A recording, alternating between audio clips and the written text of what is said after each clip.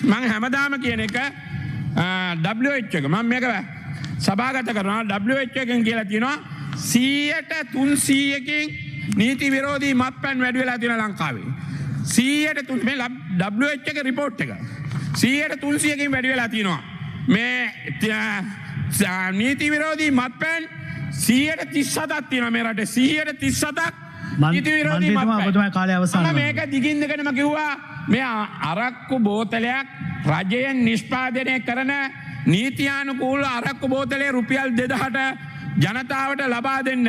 කොයි බොන මිනිහා කොහොමද බොනවා? දැන් මේ වයික් කාලේ 5ක් මැරුණා, 7ක් මැරුණා, ඊළඟට බණ්ඩාරගම මැරුණා. මේ රටේ මේ වෙනකොට නීති විරෝධී මත්පැන් හින්දා 50කට වැඩිය මැරිලා තියෙනවා.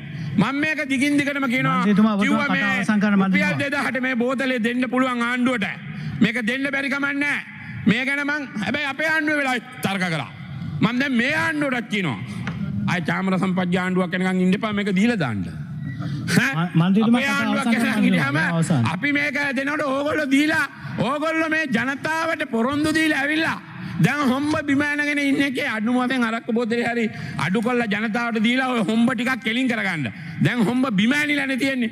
ඒක නිසා මේක හරි අඩු කරලා වැඩක් කරා කියලා පෙන්නන්නකෝ. ඒක හරි අඩු කරන්නකෝ මේ නැත්තම් මේ මිනිස්සු ගිහිල්ලා නීති විරෝධී මත්පැන් බීලා මැරෙනවා. දැන් මේ වෙනකොට පුත්තලන් දිස්ත්‍රික්කේ කී දෙනෙක් කීය පෙරේද මැරුණාද? ඒ මිනිස්සු මේ කුලී වැඩට ගිය මිනිස්සු.